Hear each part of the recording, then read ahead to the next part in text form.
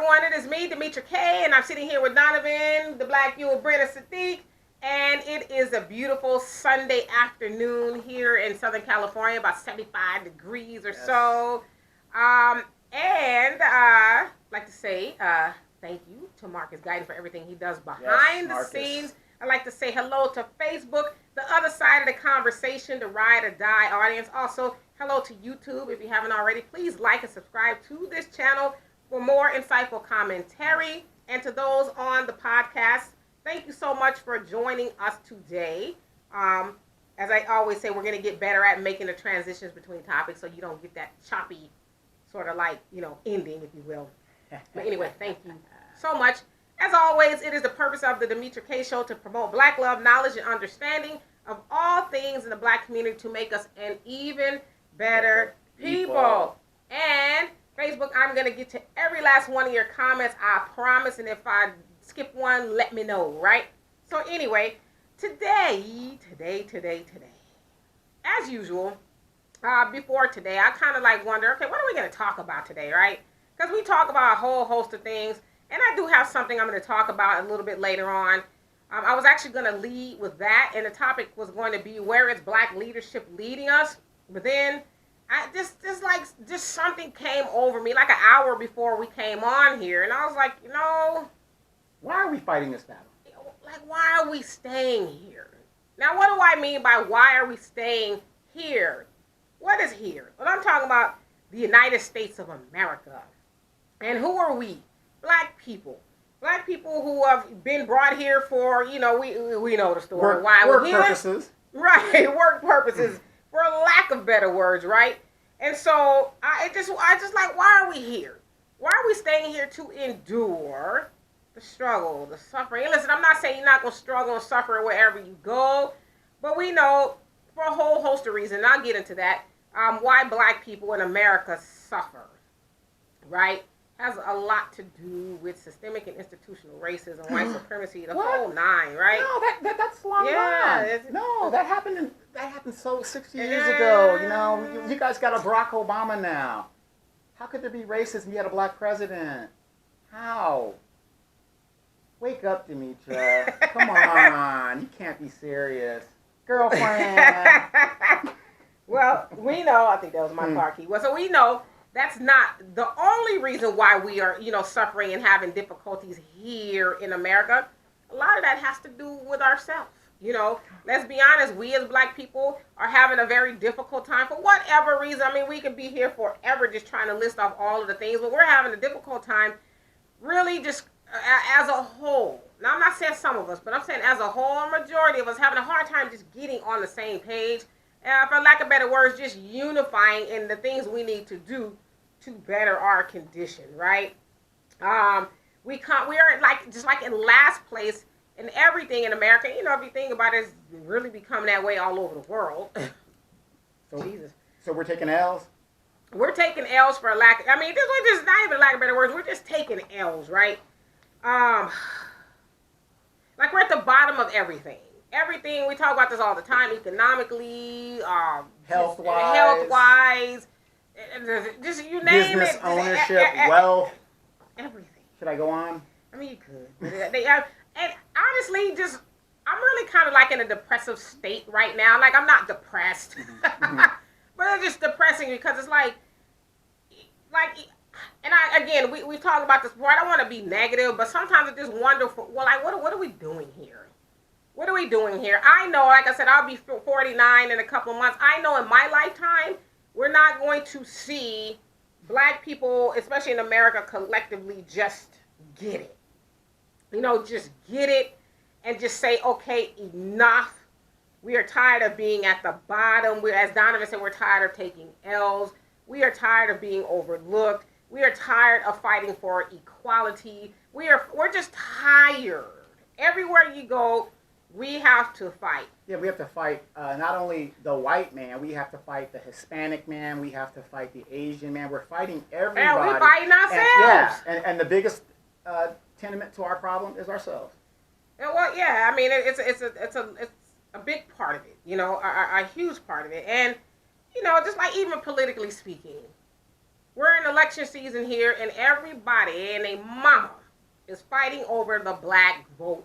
You can't turn on, well, for me it's YouTube, I don't have TV, but you can't turn on TV, or YouTube or TV, without seeing a candidate talk about the black vote, and being asked about the black vote. Right, and how they get down with the brothers, let me get my saxophone. Oh, do you know a buck bounce? You stupid. you know what I mean? Right. Every cycle. That's all they got to do to get entertain us. Right, entertain us. And, this is not something that's new for us. We've been at the rodeo before, if you will. We know that politicians, whether it's a Democrat or Republican, we know what they do in order to get the black vote. But we don't, how can I say this? We don't enforce our end, if you will. So you want my vote. Okay, this is what I need you to do for me. And when I say me, I'm talking about black people. Tangible. This is what I need to do. Instead, we just fall for the hook, line, and sinker. Oh, don't worry. They're going to hook us up next. Yeah, but it's like I just, like, I'm speechless. I'm speechless because it's like. Are you frustrated? I'm beyond frustrated.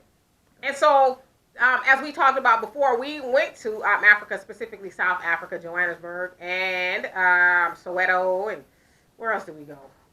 The Seychelles. We went to Abu Dhabi. Yeah, so, and, we spent some time over there, and it was awesome, amazing, just fabulous, relaxing. And, Donovan and I was talking about that the other day. It was just like, dang, there was just no stress, no, it was just beautiful. And the most part, being around your people who are like you, who look like you, are like-minded for the most part, it was just an amazing experience. Now, one might say, well, you guys were on vacation. You don't really live there, right? Mm-hmm. Because we see on the news how Africa's doing this and this bad is going on. The people here and the riots and but when we got there, we didn't see that. Right. I mean, there was a couple murders down there, killings a couple blocks down the way. But there's a couple killings down the block here. Right. Exactly. Exactly. And that's what I tell people. But weren't you scared? Scared of what? What are you be scared of? Right. And so, just going over there and knowing that, it was just a whole different world and vibe. I think about it. Like, why are we staying here? We're always talking about, go ahead. And it's not just that it's a whole different vibe. It's different when you go to some place and you have the economic impact or the money to live the way you want to live. Because compared to the local economy, I felt like a white person. You stupid. I just felt like the world was mine. Right. I can buy what I want. Right. People kissing my butt.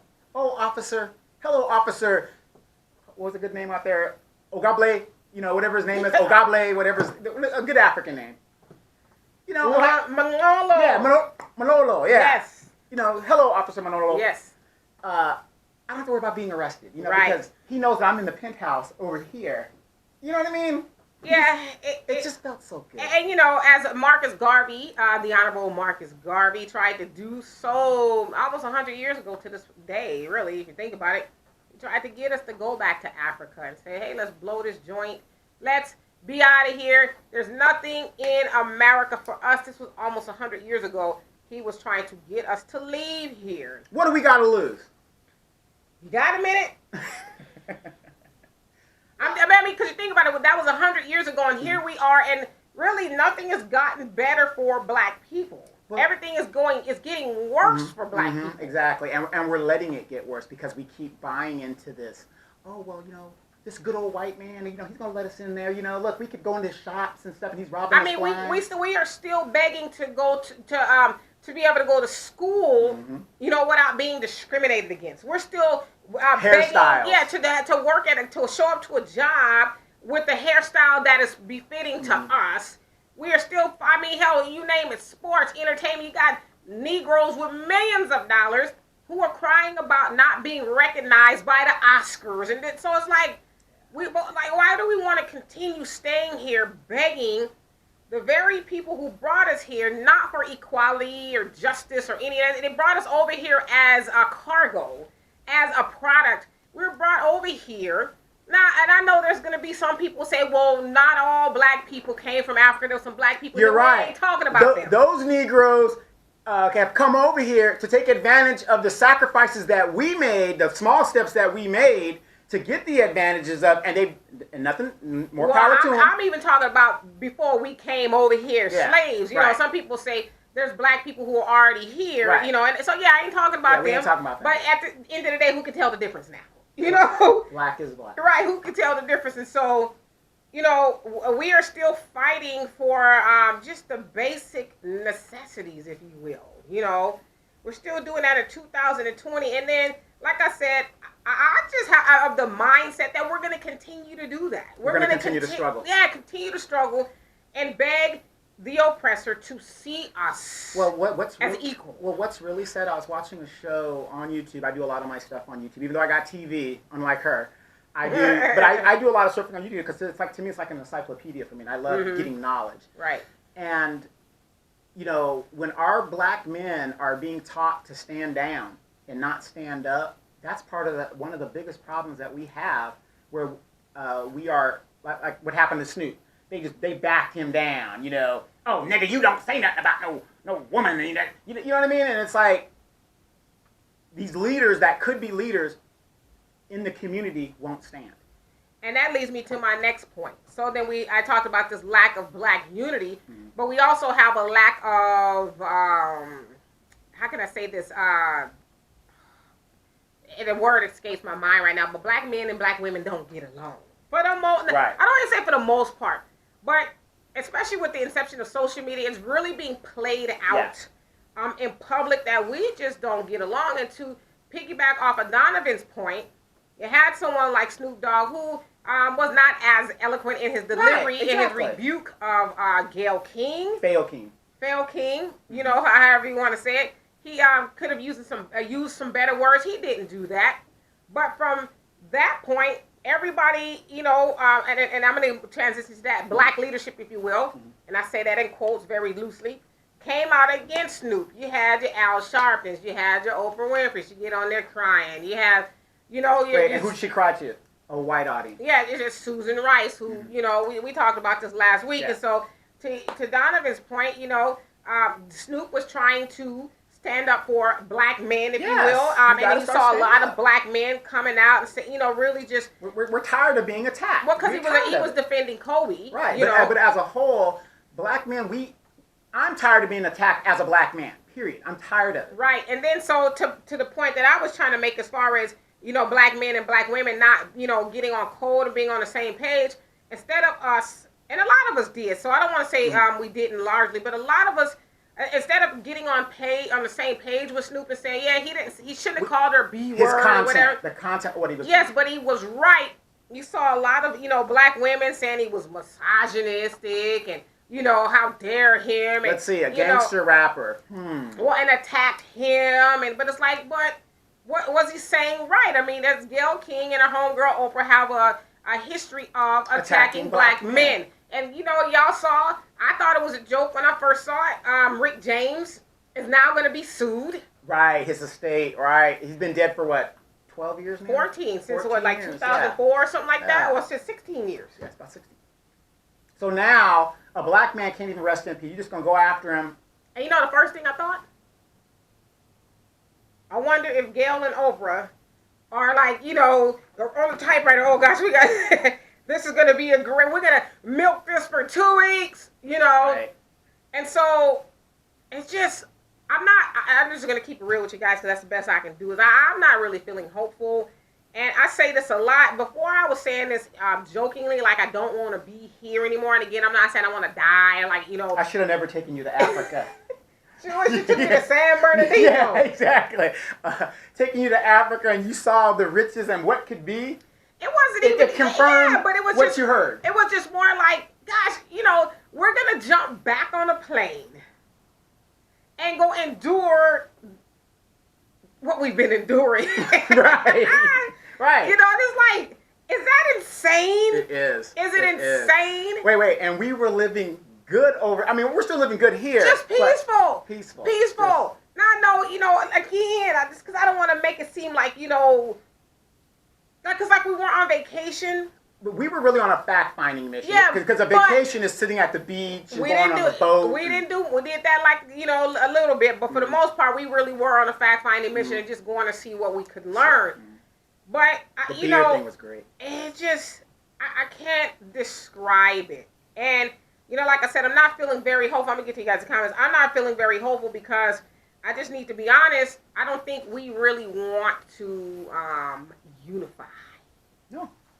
I don't think that's something we're really interested in. I mean, like I said, I went to the parade last Saturday, and you know, people made a lot of excuses as to not to buy a hot dog from a black woman at a Black History parade. I could just fall out under this table right now. Just really even thinking about it. It's like a lot of people made excuses as to not to do it. It's like, but we complain about not having our own stuff and not being able to do this, that, and the other, but we won't do anything about it. Like, because I'm going to wholeheartedly go out and say white supremacy is at the helm of all of this, okay? White supremacy is at the helm of all of this, but a lot of this is on us, too. We have to take the reins.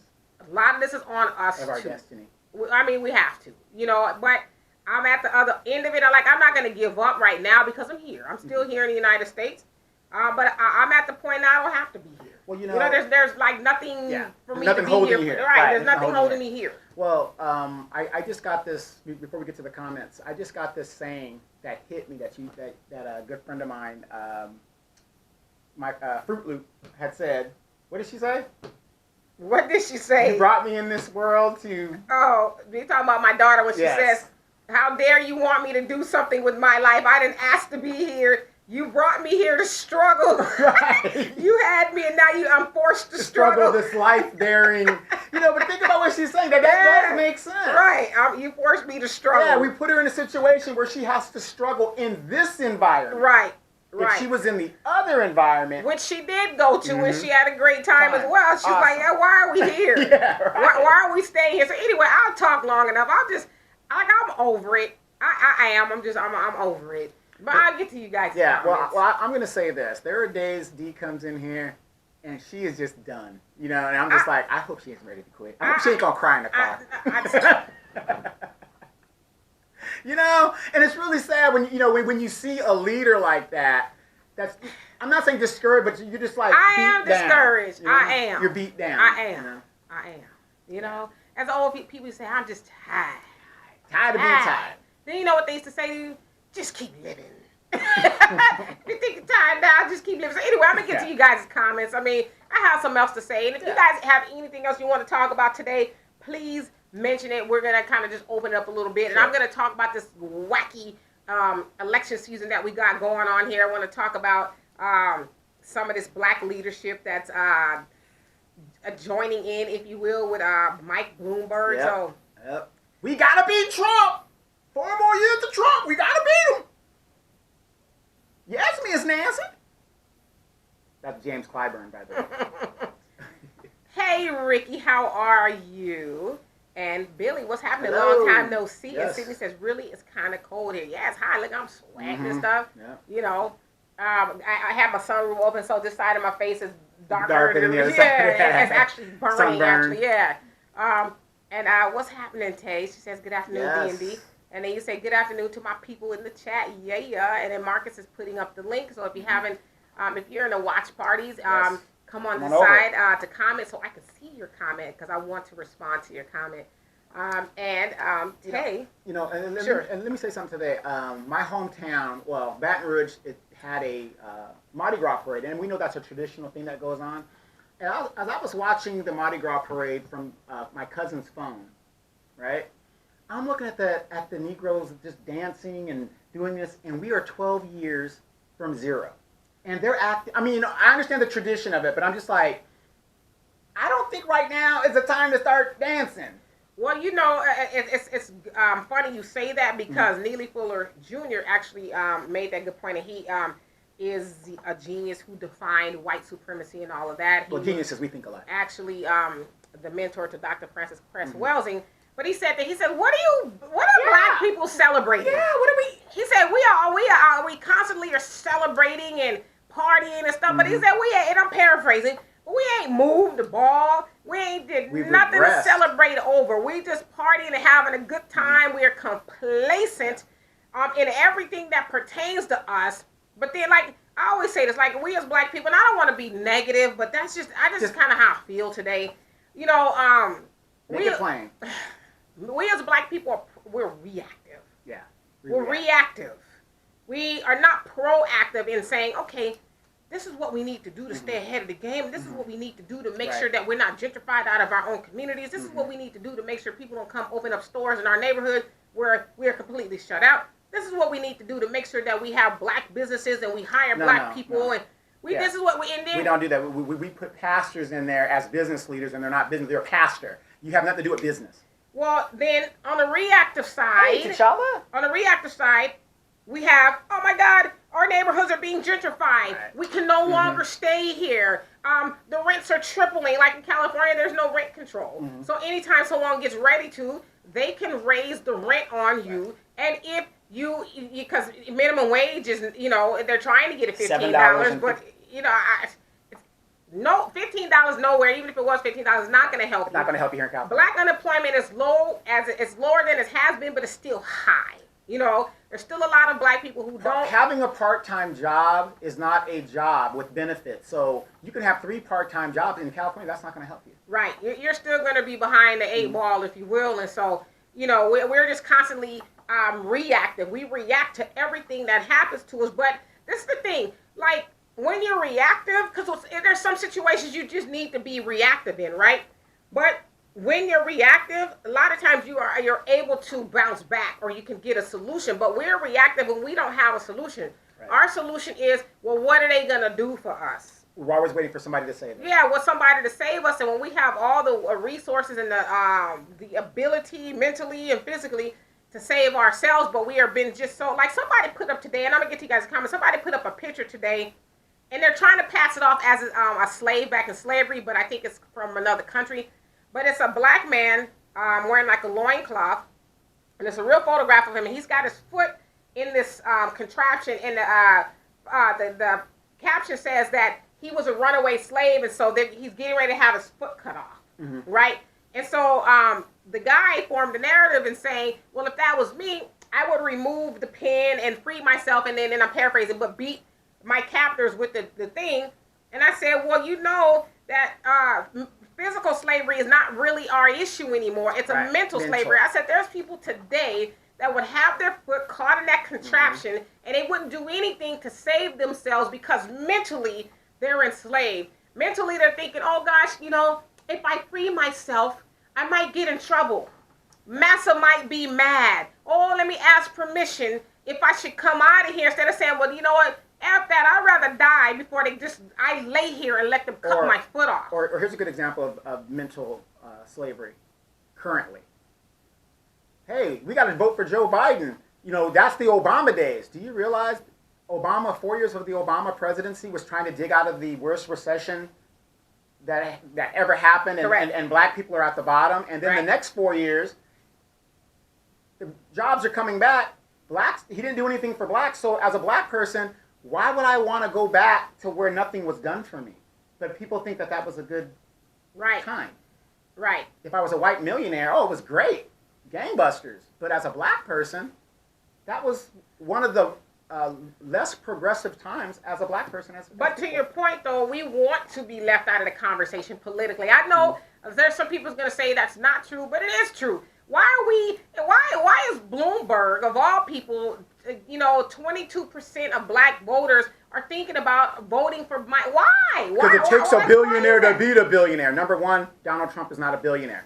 He's not a billionaire because you never saw his damn taxes. The man is a con artist. And guess what? You never will. Right, you never will. Number two, we know Mike Bloomberg is because he owns multimedia things. The man's worth $66 billion? About 50. Yeah, $56 billion.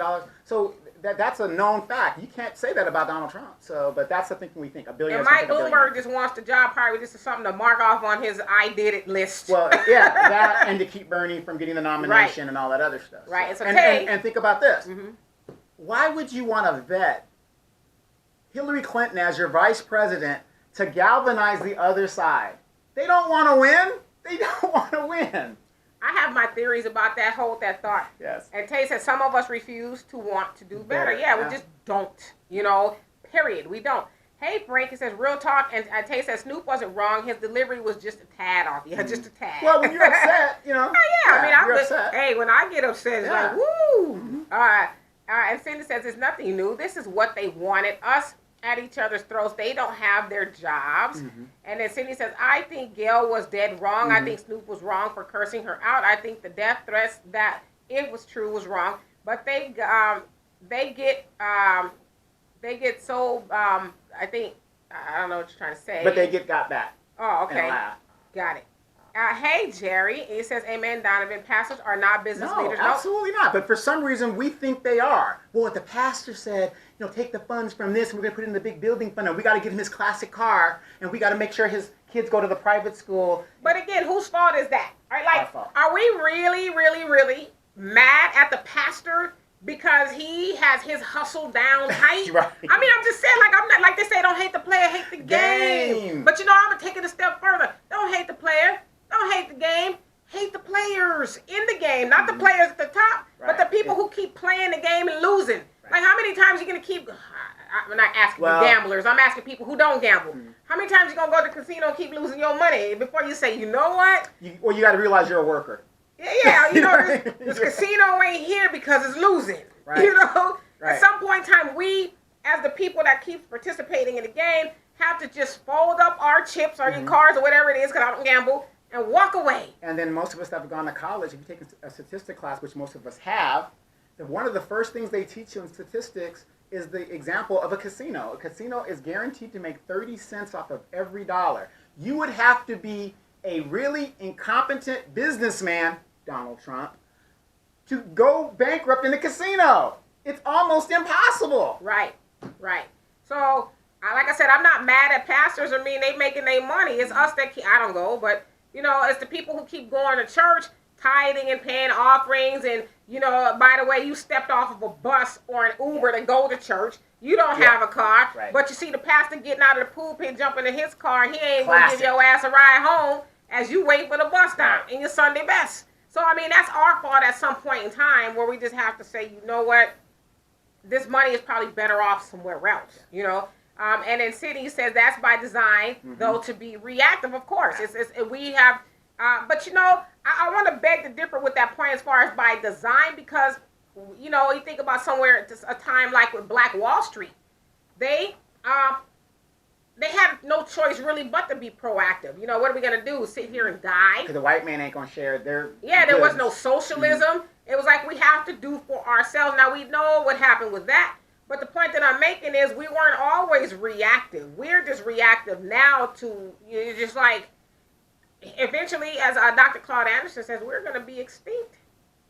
And I don't even think we can. Like, we're from zero. Like, I'm one of those people that it's hard for me to be comfortable. Just in general. I'm not saying like when I go to sleep at night, I'm not comfortable. Sometimes I do toss and turn. But I'm not one of those people who could just be comfortable when I see the aftermath around me or the mayhem, because that's what we are in the middle of as Black people, is mayhem and destruction. And it's hard for me to be comfortable. You know what I mean?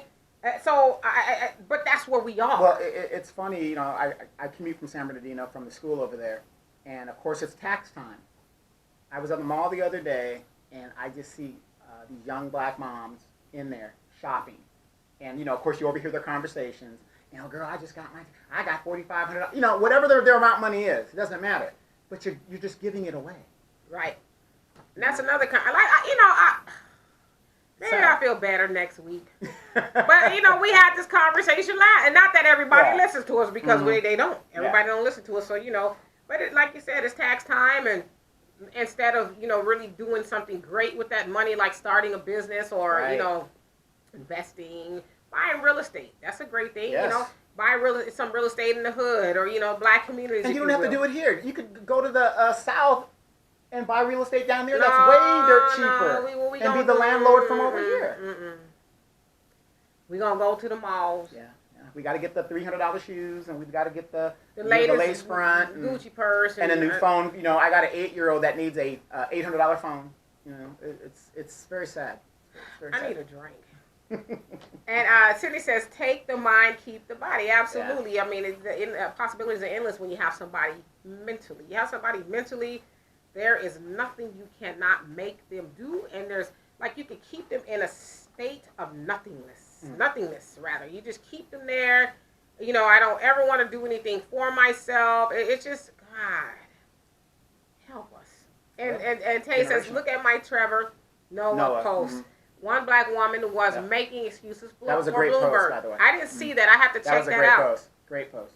I mean, why are we making excuses for Mike Bloomberg? Why? I mean, Jerry, say what black organizations are doing the real work to upset the status quo? None. I mean, I'm sure there's some out there, but I can't really name it. Yeah, I mean, you don't want to even look at something like the NAACP.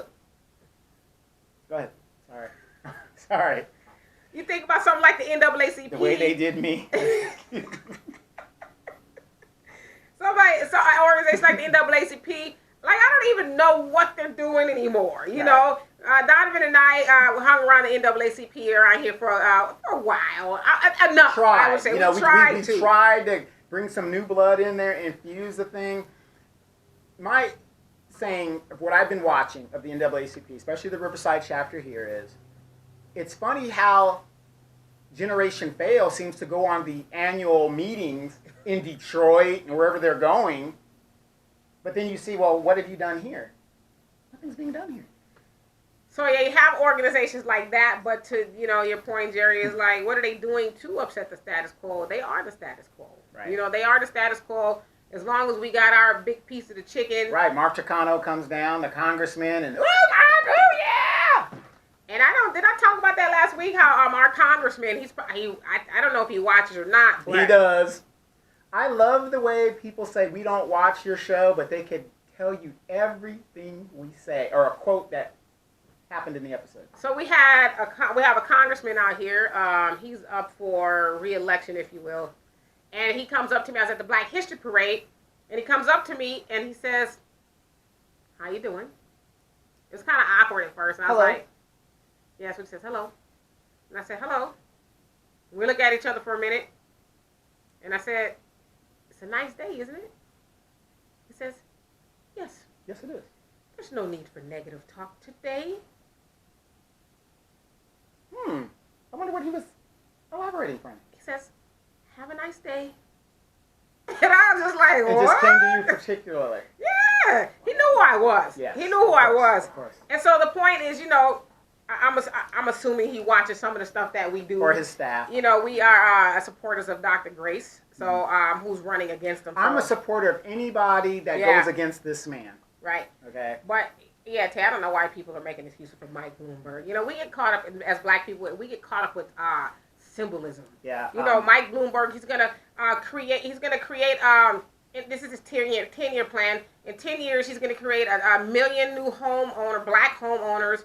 And he's gonna create, I forget the number, but a bunch of black businesses. How? We don't have any wealth.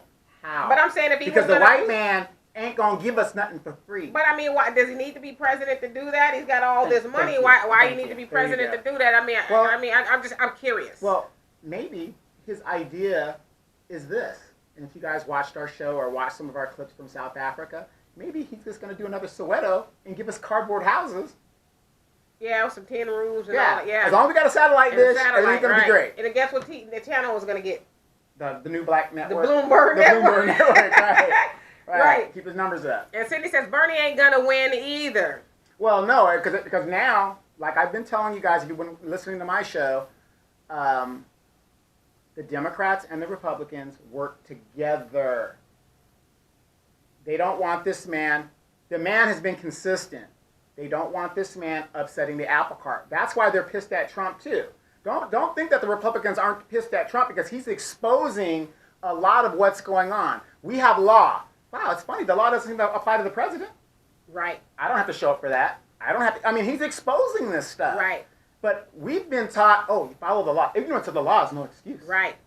Right. He's exposing a lot. So don't think that he's got Republicans, as long as he can pass that tax cut for the super wealthy, he's on the team. But when he's doing that other bullshit, Right. So toward Bernie, they work together. It's the ruling class. I'm going to keep telling you guys that until you guys understand. It's about the money. Yeah, I mean, it's got to be. I mean, because how is it that Mike Bloomberg, who showed up late to the race, The party, the party, they changed the rules when they said they weren't. Or showed up on any debate stages. Right. His campaign, but not showed up on any debate stages.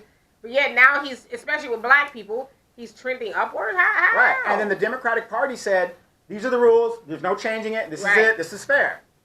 Right. They changed the rules. Pamela was happy. Says, I'm here to listen. Yay. Hey, how are you doing? And Jerry says, mayhem, destruction, and attack on our babies. Yeah, I mean, good Lord. I mean, it's just like, you know, and Jerry, he's the black student advocate. Yes, out here, which we need more of. Thank you, Jerry. And so he works within the school systems, yes, and he sees the destruction that goes on within the school system with black children. The systematic way they put them in special ed and all the things, or make them troubled kids and go on that path. Yeah, I mean, but again, in 2020, you know, we all pay taxes. I mean, we all get these, you know, it's election time, these new bond measures all that they want us to vote on. So where's that money coming from? Yeah, that's coming from us, you know? Yeah, my property tax went up $300 and something off of Measure M that was supposed to improve the schools. The very first college class I took was in a mobile unit at the high school down the street over here, Moreno Valley High School. That mobile unit, according to Measure M, was supposed to be gone. It's still there. It's still there. It's still there. So where's my money going? I don't even have kids in the school system. Right. So. And then Sydney wants to know which post are you speaking of? And then Jerry says, what did the NAACP do to you, Donovan? It's a long story. G was there, though. They put me on a bus with no bathroom. Funky people. Well, you couldn't use the bathroom or something like that. Yeah, it was rough. Funky people. Then I get up there. Willie Brown shows up. All these old female players get up. Throw their panties because Willie's in the lobby. Lying now. No, you remember they all jumped out? Damn panties. Well, they might as well have. They go in the lobby. I'm sitting there talking to some dude, and they gonna point me out. And D looks at me, and I'm about to go off. I was like, you bet not. Oh, man. I mean, they did me dirty. We got off the bus. Man. Tell it. I couldn't get a break. Jerry. We got off the bus. We stepped off the bus. It was no bathroom. It was from here, to Sacramento. Which is a pretty long ride on a bus, right? So Donovan's making a beeline to the bathroom, and some lady goes, "And where are you going?" "Excuse me, where do you think you're going?" It's all funny to D because it happened to me. So I look at the bitch and I go, what did I say? I go off. I'm going to the fucking bathroom. Do you mind?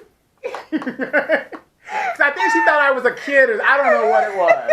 But I let him have it. It was a long day, to say the least. It was a long day. So during that whole meeting, it just cascaded down. They just did me dirty. And then we talk about time, but then when we get there, they want us to go lobby to the assembly people. One of the new laws that they wanted to have passed was that when I, as a black person, go into a white store, it's illegal for them to discriminate against me. That they should just take my money and not follow me around the store. And we're like, are you kidding? Yeah. Are you serious? They're rehearsing these kids to go to the assembly members and, just here, present this. It's like a joke. It's like a total joke. Like, oh, look at the kids. Oh, look at the photo op. And ask Donovan if he stuck around. Oh, hell no. I went to go see Jose Medina. This dude just took off. He just parted away from the rest of the sheeple. I'm with the kids and stuff, so I can't really leave. I was on like the third floor already. Donovan was like, I'm out of here. You let him have it. I said, I'm here, blah, blah, blah. Got the chief of staff's number, which I still have to this very day, so, And then he talked about, I'm flying back. I said, we flying back. and that was another thing. They put us on a bus while the president and all the presidents and everybody, all the inner circle, they flew up. I was done. So anyway, that's what and happened. And the NAACP person in charge of the bus fronts the bus driver before we even start the journey. I'm like, we're gonna die. You do not tell the bus driver how to do his job. I was like, oh my God. Jerry, it was a nightmare, man. I mean. Ricky, how you doing, friend? He says, I have invested into oil and company I work for, so my money can go for work for me instead of working for me working for it. Don't be scared to invest. Just do your research before you do it because it's like gambling in and of itself. Absolutely. We're both investors, yeah, you know. Ricky, another good thing, and that's a good investment. Hey, Jonelle. That you have. Think about something that everybody's going to need, and it's going to be hard to get in the next 10 years. Clean water. I was about to say that. Water. Yeah. Water. Invest in that right now. Mm-hmm. Water. Yep.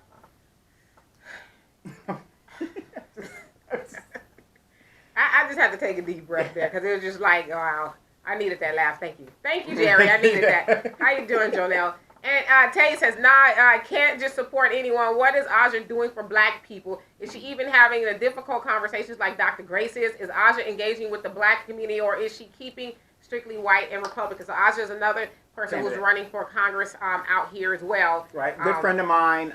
She is a Republican, and that pretty much is all I can say about that. That's all he wants to say about that. That's all I can really say. And Ricky says Trump will get another 4 years, and he knows it. Yeah, I think that's. I think really people need to kind of just embrace it a little bit. I know the election's not until November, but I mean it's a real possibility that Trump is going to be in office another 4 years. Well, I want you guys to think about this. The founding thieves set up a system. The founding thieves. Okay. Set up a system to where you can get. True democracy is one man, one vote, correct? Correct. They set up a system that says we can't let the common idiot pick our leaders. So common idiot. Yeah. So Hillary Clinton won by 60 million votes of the popular vote, right? 6 million. She should have won if you were going by real democracy. Right. They said, oh, no, we're going to set up another system where we're going to select who's going to win. Come on. I mean, what? Right. Why bother? Yeah, well, I'm not saying why bother, but I'm just saying, what kind of democracy are we? We're not in a democracy. We're in an autocracy.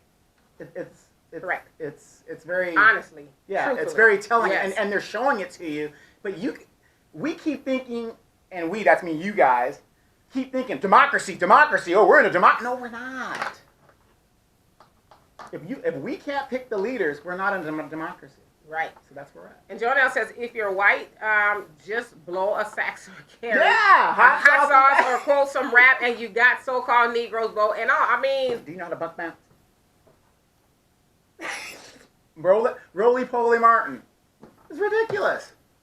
And then he got mad as hell when Hillary lost because that means he wasn't going to get a job in the White House. He's still mad, too. Man. Roland's still mad.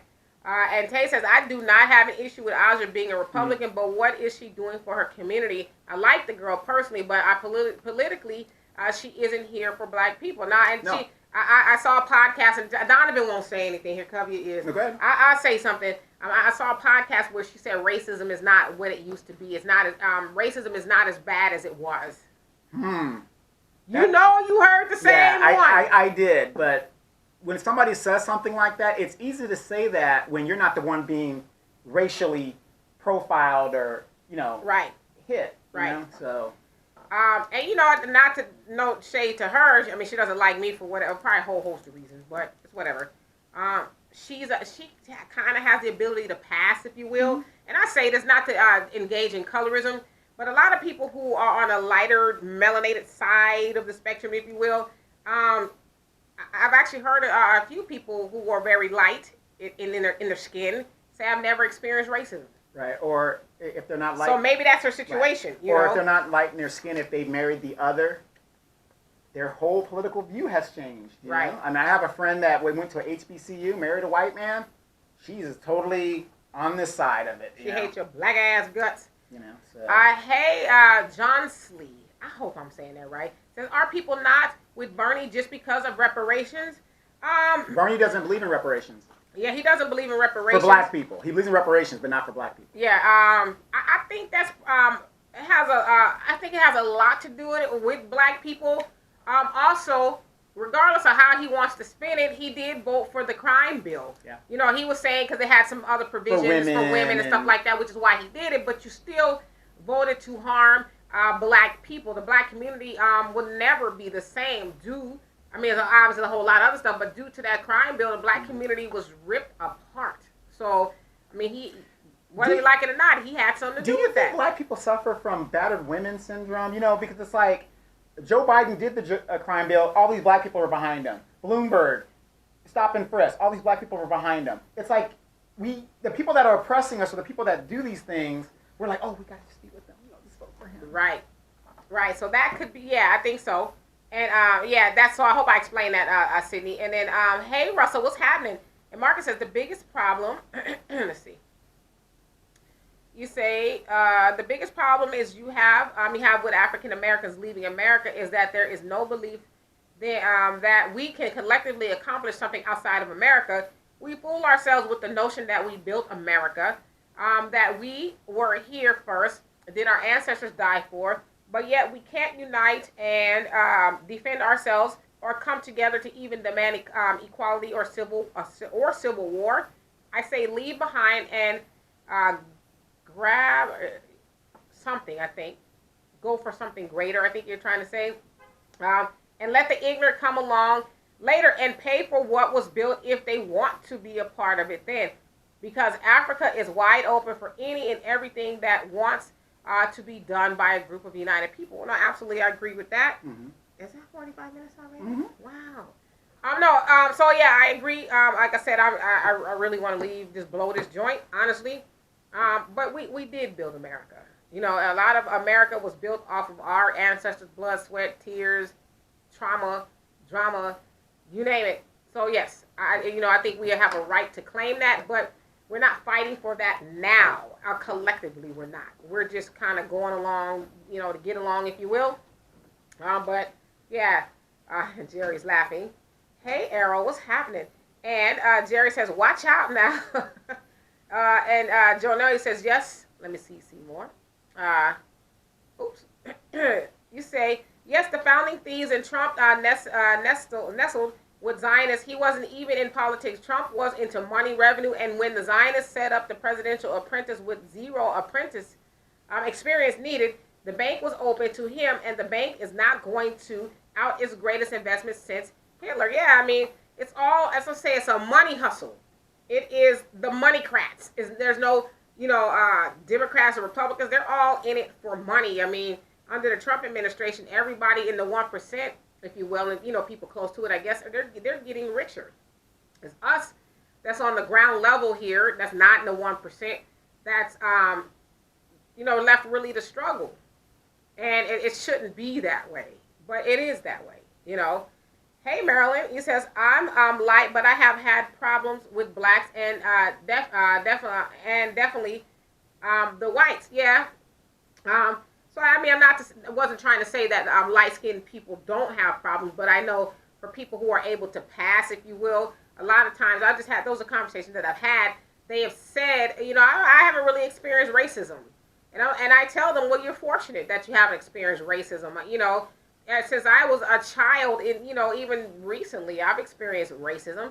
I'll give you guys a perfect example. I went into Walmart yesterday. My daughter wanted to buy some spray for her hair or something. And all the black products were locked up. And so I went to the manager and I said, you know what, I get it. People steal. I said, I didn't want to get into that conversation or whatever. I said, but it's very humiliating to have to wait for somebody to come unlock the products while everyone else who is not black or seeking black products can just freely grab their stuff off the shelf. And of course, she gave me the song and dance, I didn't make this decision, this, that, and the other comes from corporate, but that's a form of racism, whether we like it or not. So we didn't buy, wait to buy the spray. We left. We went somewhere else. So I'm not saying, because I was a dark-skinned person that happened to me, but the point that I'm making is I know a lot of people who can pass and say, no, I really know what racism is, haven't really experienced it. And then Sydney says, well, up here before Bloomberg announced he was running, Bernie wasn't at the top. He wasn't at the top up here in New Jersey. Is that what you're saying?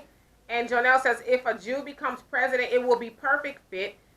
And to clear to masses of clear the masses of the Walking Dead that this is truly a Zionist-owned America. Yeah, I mean, I guess by now everybody knows that Bernie is Jewish. People say that Bernie is for the people. I mean, And some will argue, well, he has a track record that showed that he is. But as a black person, I want to know, is he for me? Is he for, like, what is going to be given to black people? Because I don't care who you are as far as Democrats, you need black votes. You need black votes to get to where you need to go. And so if I'm going to give you my black vote, what are you going to do for me? Period. And Sydney says, yes, Bloomberg put on paper stop and frisk, but off the books stop. Question not like your body language or a comment frisk, then plant drugs on you or a gun. So are you saying that's what they did? If I'm reading your comment right, is that what they did? Well, we know they did that because I've read a lot of stuff, especially come out of New York, where a lot of precincts were found guilty of, well, not necessarily found guilty, but discovered that they were doing that to people, planting drugs and guns on them. And same thing happened out here in Los Angeles at the Rampart Division, the 77th precinct.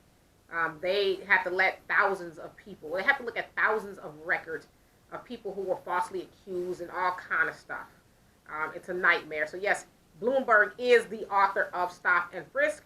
You guys probably heard the audio where he also talked about where, and I'm paraphrasing, when you stop these people being black people, throw them up against the wall, stop and frisk, I guess, and that was, he wasn't, I mean, just like it rolled off of his tongue like second nature, like, hey, just something you do, crazy. And Declan, I hope I said it, he says, oh, my eyes are popping out of my head. Okay, so I see we got some white supremacists here, so hold on, let me get rid of them. Boop. There we go. That's how you deal with them, right? Okay, so Sydney says, my aunt is light-skinned and she has experienced racism. Okay, and then you say in New York and in New Jersey. And then Jonelle, you say, let's see. You say, right, but haven't that always been America? Rob from the poor, make yourself rich, deceive the masses, and make yourself rich. Rape the blacks on all levels, especially miseducation, and make yourself rich. This is a biased nation of true pirates, devils, a.k.a. level low moral beings. Absolutely. I mean, it's just the truth. You probably saw two people on here right now that was who exactly you described. And Cindy says that's before Bloomberg under Dinkins and especially Giuliani. So you talk about the corruption and Koch, Ed Koch. So they talk about the corruption as far as planting the drugs and the guns. Yeah. But to have, I mean, like he was dead serious about stop and frisk too. Like we're gonna, lower crime. And like that is very Jim Crow. Just that's what they did with the black codes back during the Jim Crow era. Just mess with black people just because. If they're walking, too close to a white woman, we gonna rough them up. If they just look like they got something going on, that's what they did back then when they exacted these black codes on freed black people. It's the same thing. And so here we are in 2020. We are thinking about voting for some, like we got somebody, I can't remember who it was, the Minister Farrakhan says that we have amnesia. Black people, we have amnesia. We just forget so quickly the things that people have done to us, and we are so forgiving. Because what I really would want to do is talk to somebody who was privy, if you will. That's kind of the wrong word to use, but who got stopped 20 and 30 times under the stop and frisk thing, and ask them how they feel about black people wanting to give this dude a chance to be the president of the United States. Like, how would they feel that we want to give Michael Bloomberg our vote? Like, we really should try to find somebody who was, in Sydney, I don't know, you are in New York and New Jersey. Were you ever stopped and frisked? Obviously unnecessarily, because it said 95% of the stop and frisk encounters netted nothing. There was no crime committed. And so I couldn't imagine being the horror, or being a black man, and it happened to brown people as well, Hispanics, but I couldn't imagine being a black man walking down the street in New York during this, heightened time of stop and frisk.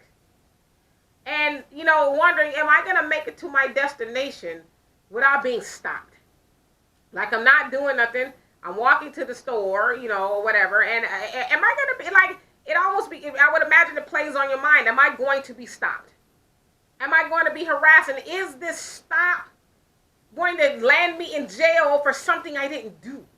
Or is something going to be planted on me because we know cops have quotas? Is something going to be made up about me? And I'm just walking to the store. And not only one time does it happen to you, it happens to you, 5, 10, 20, upwards of 30 times per that one person.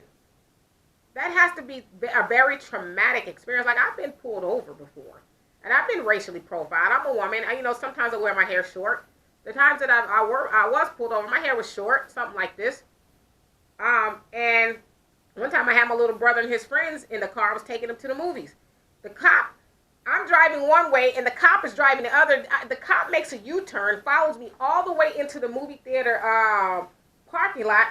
And I tell my brother and his friends, be cool. I don't know why we were stopped. I have my daughter in the car as well. I'm dropping them off. And he comes up to the side of the car cautiously, and he looks in the car and finally realizes there's a woman and some kids in the car. And I said, how can I help you? And he goes, he didn't know what to say. He goes, what did he say? I thought your light was out or something. I said, well, is it? And he says, no. And so it was kind of awkward. And he goes, okay, well, you have a nice day. But I'm not stupid. I know he stopped me because he thought I was, a black dude. Hope I don't look like a man. But he thought I was a black dude with some other, black people getting ready to be up to no good. And he thought he had the one, And it happened to me another time as well. So, but again. And so, let's see here. And, hey, Simba, what's happening? He says, what's crazy is that you have generations of people that grew up under stop and frisk, being born into a police state, conditions kids not even know something is wrong. I'm from Harlem. I wish I would have read your comment before I went on. I'm from Harlem. When it was in effect, they ran 3 to life sentences, and kids, us at the time didn't know our rights. Getting stopped and frisked was normal. See, I wish I would have read that. And that's so when you hear somebody is wanting to vote, somebody black especially, is wanting to vote for Mike Bloomberg, and to hear your story, just makes you want to know what is wrong with us. What is going on with black people to where we forget? And I even charge it to the game and say, well, maybe you didn't know. But you guys have probably had conversations with some of us, and we try to say, hey, Michael Bloomberg, stop and frisk, woo, woo, woo, this happened, blah, blah, blah. And it's still like, well, I've seen black people say this, well, no candidate is perfect. Name one candidate that's perfect. And I've had people ask me, so who do we vote for? And I honestly say, I don't know. Because I know right now it's not popular to say, well, we don't vote for anybody if we're not going to get anything for our vote. Because people, like we've been taught, it's like the lesser of two evils type of thing. We need to vote for the lesser of two evils, but we don't. Because Malcolm X says voting for the lesser of two evils is still choosing evil, right? And Jonelle, you say, let's see, Bloomberg and Hillary have no interest in black people except to practice lip service, manipulation, and exploitation to their benefit. Our greatest force and benefit is not in our vote or white sovereignty, but in our black unification, which has empowerment and various benefits. Absolutely. They don't have any interest at all. They just want us because they need us. Why else is Hillary going to say she has hot sauce in her bag? Hillary probably hasn't seen hot sauce ever. But now all of a sudden you're running for president, you have hot sauce in your bag. You know why she can say she has hot sauce? She said it herself. And when Charlemagne asked her, does it work? She says, yeah, it's working. Because, hell, her husband in the 90s when he was running got on Arsenio Hall and played the sax and people just fell out. Oh, he's the first black president. So they're not interested in us, but they're interested in what we can offer them to help them get to where they need. Because they know that black people, we love shiny things. We love, trinkets and symbolism, things that make us feel good. But we don't really necessarily like things that are really good for us. I explain all the time, I'm a vegan. I don't like eating some vegetables. Sometimes I will eat them. If I had my choice, I would eat junk food all day. I love junk food. I would do it, but I know it makes me feel good temporarily. but it's not really good for me, right? So I don't do it as often. And Sydney says, well, I can speak on it. Yes, I've been stopped and frisked numerous times. It's degrading. There you go. So, you know, you guys who have been stopped under the stop and frisk laws should be out there. And I'm not saying you're not, but people like you should be out there really ringing the alarm to other black people. Hey, I was a victim of that. I was a victim of stop and frisk, which is a very racist policy law, if you will, in its inception. It was, you know, like to imply that we need to rough up black and brown people, you know, not even imply, it's expressed, you know. That says that black people and brown people are criminals, and we need to be, as white people, we need to be safe from them. So every chance you get, I don't care what you're doing, drop your donut and go stop these black people, because you never know. They really might be doing something, you know, so go stop them. You guys need to be ringing the alarm and telling these people, you know, I'm a victim of that. And Simba, you say, a stop and frisk was so common that a man will be scared to leave the house. Chances of going to jail on your way to the store was up to 65%. It's so common. Like, I mean, just to hear your stories is almost like listening to the stories that will come out of Jim Crow in the early, late 1800s, early 1900s under the black codes, you know, where black people were subjected to things just like stop and frisk. I mean, it's the same thing, right? And Jonelle, you say, they make it up as they go. And then Cindy says, it brings up anger and thinking about it. I can imagine. Like you said, it's very humiliating. You know, you're walking down the street and, you know, people have to watch you get roughed up. Now imagine for people who, like, and I want to know too, just out of curiosity, like what's going through the mind of somebody white? And I'm sure they've seen it quite a bit, you know, black and brown people being stopped and frisked down. Like what's going through their minds? Are they saying, you know, it's just another black person. They're just getting, I mean, thank God they're checking them. I mean, because who knows? I mean, like, what are they thinking? What are they thinking when they're seeing black and brown people go through that? You know, were they upset? Were they trying to change the laws? I'm not saying a lot, some of them weren't, but overall, you know, what was going through their minds as well. And Marilyn, you say, good for you not purchasing those products. Maybe they lose some revenue. They will think twice about locking their products. I experienced that in Moreno Valley, but they don't lock it up here in Houston. Yeah, and that's where I was. I was in Moreno Valley, where that happened. I was like, this is just, wasn't even going to argue with them. Oh, you guys, you shouldn't be, because I know why they do it. They, you know, obviously, and I'm not saying that some people don't steal. They do, but I don't think we steal more than anybody else. But, you know, it's racist. But, and I told my daughter, and I was mad about it. I said, but yeah, we'll continue to go there. And we'll wait and wait and wait for somebody to come unlock the cabinet so we can get some funky hair grease. You know, instead of saying, F that, I'm out of here. I'm not waiting for them to, you know, to hand me some hair grease that they had to unlock. And I called corporate, and I told them that too. They're supposed to be calling me back. They probably won't, but whatever. And Sydney says Simba's 100% right. Yeah, sounds like.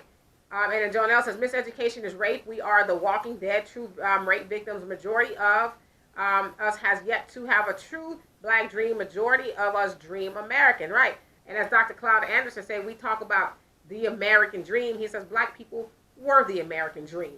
You know, in that we were brought over here for slave labor to help white people achieve the American dream. They didn't do that without us.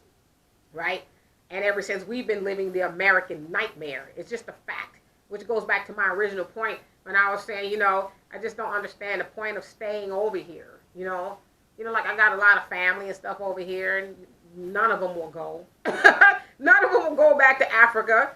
My daughter would go, but you know, that's on my mind a lot lately. Like this is a nightmare over here. You know, why stay? And then, hey, Sean, he says, they know we are emotional. Yeah, we are very emotional. You know, somebody said, Hillary going to pull some hot sauce out of her bag. Ooh, child, she just like us because, you know, girl, I got some hot sauce in my bag, too. Mm-hmm. I got to vote for Hillary because she know what's up. I'm laughing, but it's just, it's extremely sad. And Sydney says, what's upsetting is, we have people who grew up in stop and frisk who says it was justified. Yeah, if I'm not mistaken, I was reading something earlier, as you guys know. Bobby Rush, who was one of the co-founders of the Black Panthers in Chicago. He's now endorsing Michael Bloomberg, and he said at the time when it was popular, I guess, when the stop and frisk law was coming about, he said he also endorsed it. He didn't think it was a bad idea, you know. And so I think about somebody like Bobby Rush, who's part of a great organization that was trying to do great things for black people. He's completely bought in to the system. He's now this congressman, I guess, and you know, he is accepted by white supremacy. I've even read where, you know, he was saying he had all the Black Panthers turned into a thug organization. I was like, just crazy, you know. But yeah, so it's people like that who justify it, right? And then Jonelle, you say, a slave is programmed to put pacification and symbolism above true substance. Those who fight for true substance and independence, especially separation, is slandered or killed or both. Absolutely. I mean, we've seen it throughout history. All of our real leaders, and I ain't talking about these people nowadays who call themselves leaders. I'm talking about our real leaders, your Marcus Garveys, you know, your Fred Hamptons, your Malcolm X, your Martin Luther King, all of them. We're talking about those people who have really tried to liberate black people, and they are no longer here, right? And I want to touch upon this just really, really quick. So there's this movie on Netflix, Who Killed Malcolm X. I believe I saw it. I think they had it on the ID channel once, if it's the same thing I saw. And so now you have this debate where you see a lot of people talking about, oh, the Nation of Islam was behind it, this, that, and the other. And, you know, they have this movie, I guess, or the series called The Godfather of Harlem, where I saw a lot of people watch that and say, oh, you know, the nation killed Malcolm. And it's like, at some point in time, we got to stop falling for the banana in the tailpipe. You know, you have these entities, these white-owned networks who are reinforcing these narratives about the nation, about Malcolm, and it's like, even if you just do your own research, you can learn more than watching a glossy documentary. But it's like we don't really want true knowledge. We just want, as somebody said, we want to be entertained. We are emotional. We get caught up in all of that. I don't know who this Tim Bowles is, but he's going to get blocked. Okay. And then Cindy says, the first time I was stopped and frisked was at 9 under Koch. Damn. What could you be doing at 9 years old? Would you have an AK-47? I mean, what could you have been doing at 9 years old? And what happened with that stop, by the way? Like, what was? Tell us a little bit about what happened. Marilyn, you say, I'm glad you brought that up. I really had a problem about the stop and frisk with Bloomberg. They put the commercial with Obama like he's okay with my husband. Said they're all crooks. So what crooks do you want? Now, absolutely. So that's that whole voting for the lesser of two evils. But I don't have TV, but I've heard a lot about the Bloomberg commercials. I haven't seen any, but I would imagine, you know, Michael Bloomberg is a big-time billionaire. He owns his own network and our station, if you will, the Bloomberg Network. So he has a lot of money to put out narratives about who he is, and you know, he's apologized for the stop and frisk. But it's like, you apologize? Like, I hate when people say they're sorry to me. I really do.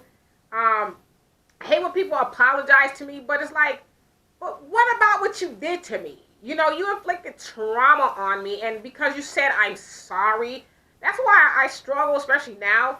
I struggle with the whole forgiveness aspect of anything, depending on what it is. Because you inflicted trauma on me, and you're supposed to say, I'm sorry, and it goes away. Like, oh, I'm sorry. Sorry I stopped you 20 to 30 times because I thought you were, you know, a criminal at 9. You know, I'm sorry. But can you vote for me? I mean, come on. So, he is a crook. And they're all crooks. But to your point, it's like, which one do you want? But I go back to what Malcolm X said. Voting for lesser of two evil is still choosing evil. So are we going to choose evil? Like saying, okay, well, I'm going to get shot. I'm going to choose a 38, or I'm going to choose an AK-47. I don't know. I don't know guns, but I'm probably going to die by either one. So it's like, I don't want to be shot by either. It's going to hurt. And they're both probably going to kill me. You know, I don't know. And then Jonelle, you say, very few whites watch stop and frisk like how they use watch hangings. Oh yeah, how they used to watch hangings. Smile with pictures, murdered black people who were innocent. Yeah, so you know, now obviously there was some white people who had a problem with it, but we've all seen the infamous pictures. My dad used to show my siblings and I those pictures when I was very young. I couldn't have been no more than like 6 or 7.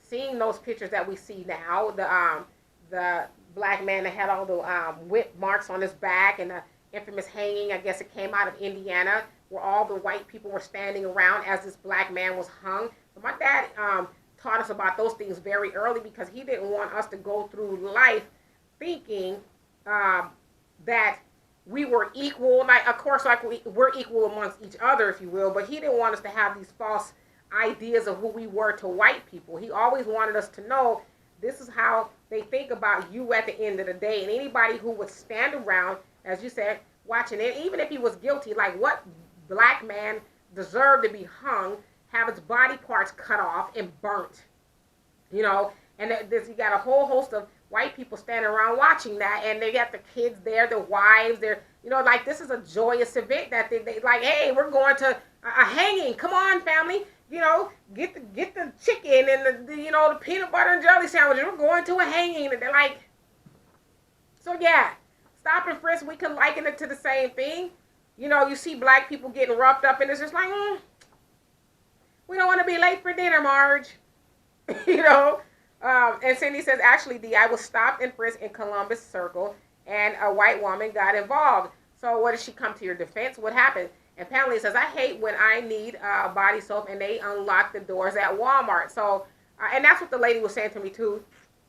She says, it's not just the black products, it's other products as well. But I'm like, yeah, but all the black products are locked up.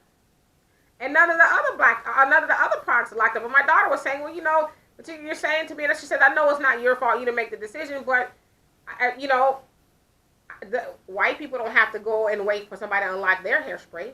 But I gotta, so it'd be different if all the hairspray, you know, was locked up, but it's not. So the lady was just like, oh my God, I'm sorry. And Cindy says, I think Simba would agree black cops were the worst. You know what, you would never even have to convince me of that. I wholeheartedly believe that they were. We've seen plenty of incidents, but the thing is with black cops, when they get caught, especially on video, they get dealt with most expeditiously, right? But yeah, they're the worst because, you know, they got something to prove. You know, I'll show you, bossa. I'll show you. I'll show you that I'm not going to let these niggers get away with nothing. You know, that like a pat on the back from white supremacy to some people, it's just like, it's so euphoric. You know, it's just like that validation of, see, I told you I'm a good black. You know, I don't like those blacks over there either. I don't know if you guys have seen the soldier story, you know, where Sarge, where he was sticking it to the black soldiers and he let them know, you know, for lack of better words, I don't like your black ass either. So no, I totally believe you, Sydney. And then Jonelle says, a whole black nation treated as products and giving free labor and economics.